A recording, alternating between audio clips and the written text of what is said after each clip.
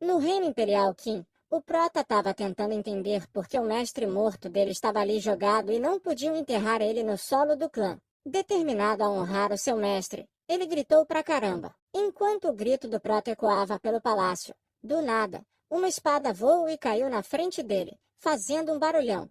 Ele olhou para cima e viu uma mulher incrível, toda chique e cheia de autoridade. Essa mulher era a anciã da seita interna Han Yushui, que tacou a espada como um aviso e um desafio para o moleque pegar e lutar contra ela pelo direito de enterrar o mestre no território do clã. A confusão chamou a atenção de um monte de gente. Os figurantes ficam fazendo piada, olhando para o nosso protagonista chamado Shen Feng como se ele fosse um zero à esquerda, sem potencial nenhum. Achavam que ele era fraco e sem poder, e os fofoqueiros duvidavam que ele pudesse enfrentar a anciã. Alheio a tudo isso, Shen Feng aguentou a humilhação não só por ele mesmo, mas também em homenagem ao mestre que morreu. Mas tinha um cara chamado Akond, um ancião da seita externa, que ficava cada vez mais irritado com as palavras nojentas que estavam jogando no Shen Feng e no mestre falecido dele. Com muita raiva, ele deu um passo à frente para meter o bedelho. Ankong encarou Han Yushui, acusando ela de passar dos limites, mas ela fez questão de jogar na cara as diferenças de status, falando que, como anciã da seita interna, ela tinha o direito de fazer o que bem entendesse. Ela se achava fodona, se gabando da sua superioridade, e ainda fez questão de avisar para ele não esquecer o seu lugar. O Ankong tentou argumentar, implorando para ela se lembrar dos sacrifícios feitos pelo jovem Yan Qingju. O mestre do prota morreu de depressão. Parece que ele salvou essa mulher e depois ficou aleijado. E agora Han Yushui quer negar ao cara o direito de ser enterrado no clã? Como ela pode ignorar tudo o que ele fez por ela? Em uma resposta sem coração, a Yushui falou de forma fria que o Qingju só foi útil enquanto estava vivo e que agora ela não precisa de um cadáver sem valor.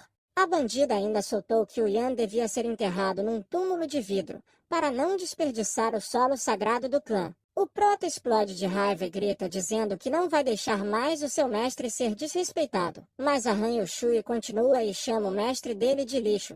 Memórias começaram a invadir a mente do Shen Feng. A memória de um tesouro secreto que o mestre dele tinha confiado na época em que ele era moleque, dizendo para usar só em situações de perigo extremo.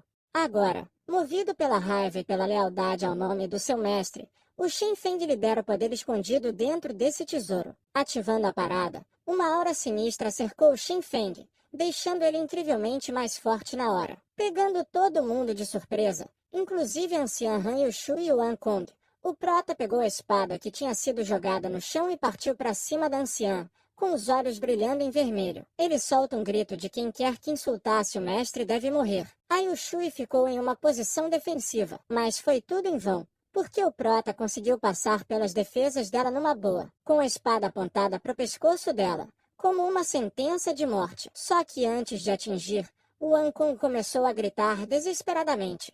Ele implorou para o Shen Feng parar, argumentando que matar uma anciã da seita interna só ia acabar matando ele mesmo e que depois disso ele não poderia encarar o mestre dele. O prota para. Ele ainda tinha que cumprir uma promessa que ele fez ao seu mestre. O Shen larga a espada, escolhendo poupar a vida da anciã. Os figurantes ficam fofocando sobre como um cara que parecia insignificante conseguiu dominar uma anciã interna. Depois de ter sido humilhada desse jeito, a Han Yushui não estava a fim de deixar o Shen Feng sair ileso. Ela começa a se preparar para atacar o prota, mas o ancião Ankong interviu rapidinho, tentando resolver a parada sem violência. Ele falou que ficou claro que a Han Yushui perdeu o embate. O Shen Feng saiu como vencedor e agora era hora dela cumprir a promessa, deixando o mestre do prota ser enterrado nos terrenos da seita. Ele pergunta se ela teria coragem de quebrar a palavra dela na frente de tanta gente, manchando não só a honra dela, mas também o respeito de toda a seita. Os figurantes concordaram e isso aumentou a pressão em cima da Han Yushui.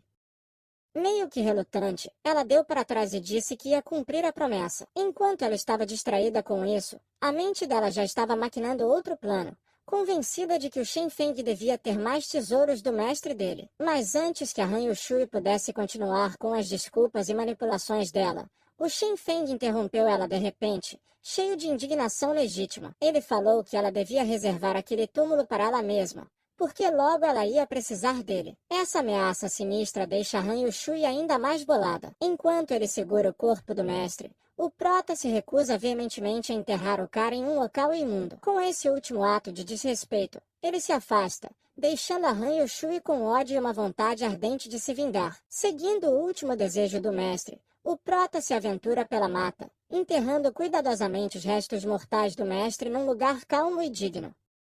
Por causa da promessa que fez, ele passa os próximos 5 anos vigiando o túmulo.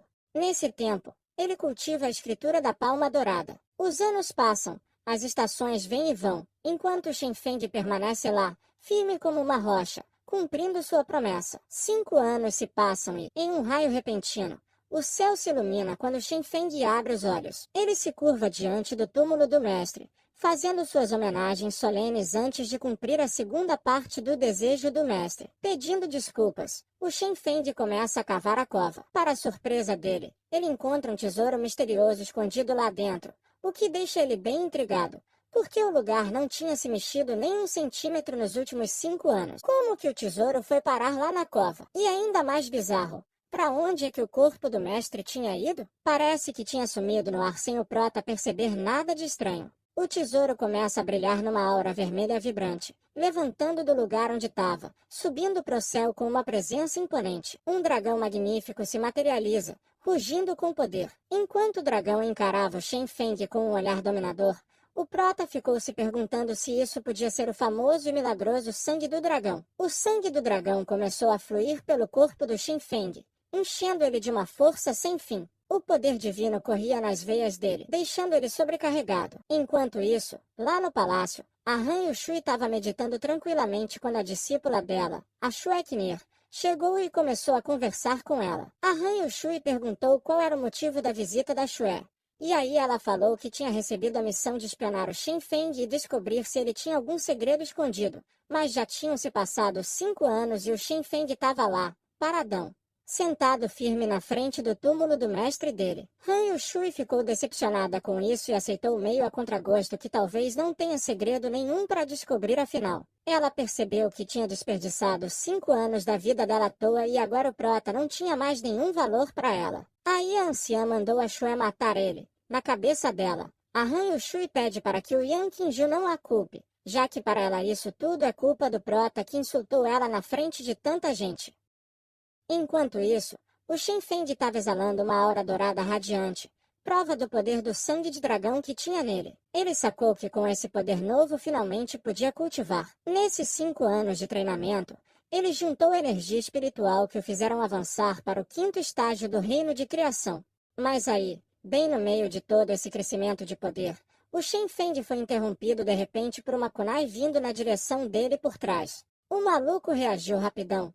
Parou a kunai com facilidade segurando ela nos dedos, e mandou o atacante se revelar. Do meio das árvores, surgindo habilidosamente da escuridão da noite, estava a Xueqinir, mandada pela Han Yushui para matar o prota. Ela se revelou e até ficou falando que sentia muito por não poder acabar logo com a vida dele. A Xue debochou do prota, menosprezando ele falando que ele era um lixo que não tinha a menor chance contra ela. Apesar das provocações, o Shen Feng reconheceu a Xue e começou a questionar ela. Mas aí a maluca interrompeu ele de novo e partiu para cima com a intenção clara de matar ele. Ela nem deu atenção para as perguntas dele. Falou que ia dar um fim nele de qualquer jeito. Mas aí o prota, fortalecido pela nova força e determinação, assumiu uma postura defensiva e com orgulho declarou que a Xue não merecia nem o direito de tirar a vida dele.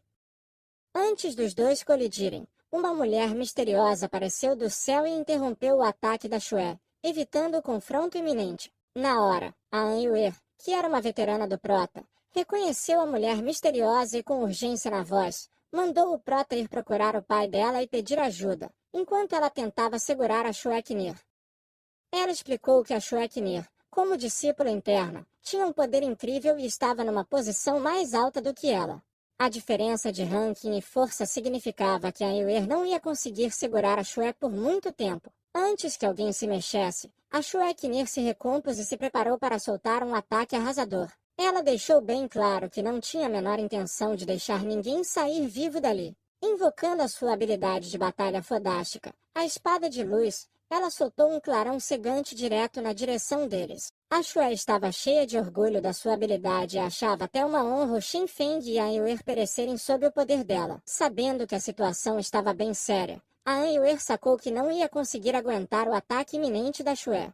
Ela se preparou para se sacrificar, esperando criar uma brecha para o Prota escapar e pedir ajuda para o pai dela, que estava mais preparado para ajudar nessa situação sem esperança. Enquanto a Anyuer se preparava, ela ouviu a voz do Shen Feng logo atrás dela. Ele agradeceu pela proteção e cuidados nos últimos 5 anos. Com um sorriso determinado, o Prota disse que agora era a vez dele de proteger ela. A Anyuer ficou surpresa pela determinação do Shen Feng e ficou preocupada com a vida dele. Ela deixou bem claro que, sem uma base de cultivo, ele não tinha a menor esperança de sobreviver à espada de luz poderosa da Shue. Era a morte certa se ele continuasse com o plano dele, ignorando o aviso dela. O Prota avançou, determinado a encarar o ataque de frente e usar as mãos para tentar segurar o golpe. Com os olhos cheios de lágrimas, a Anyuer ficou toda preocupada. A Shue Khmer, toda cheia de arrogância, falou que ter que matar um lixo como o Prota com as habilidades de batalha dela era um insulto. Mas quando a poeira baixou,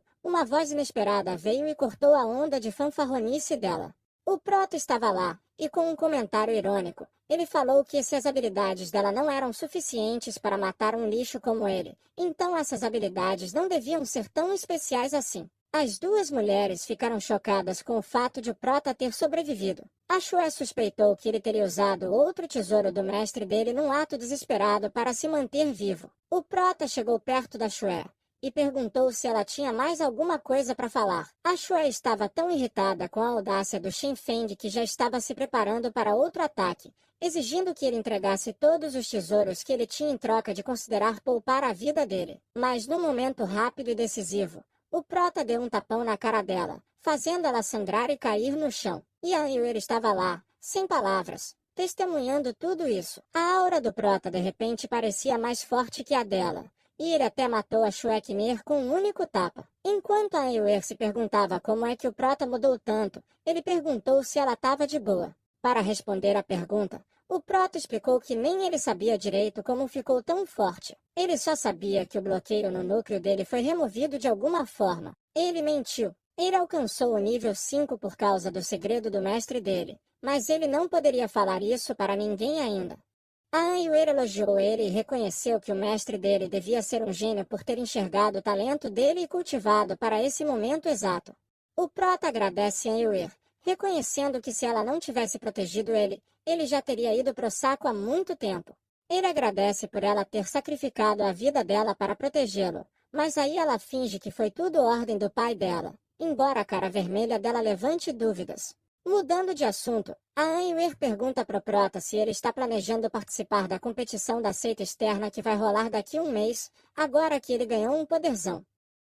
Inicialmente, o Prota recusa a ideia de participar da competição, falando que a seita nunca deu uma mãozinha quando ele precisou. Ele prefere ficar cultivando sozinho. Mas aí, quando ele ouve que o sobrinho da Han Yushui vai participar da competição, o Prota muda de ideia. Ele topa se inscrever na competição com a intenção de derrotar o Han Shangrin e impedir que a Han Yushui consiga o que quer. Espero que tenham gostado do vídeo. Deixem nos comentários se vocês querem continuação dessa história. Deem um like para fortalecerem o canal. E também se inscrevam para mais vídeos.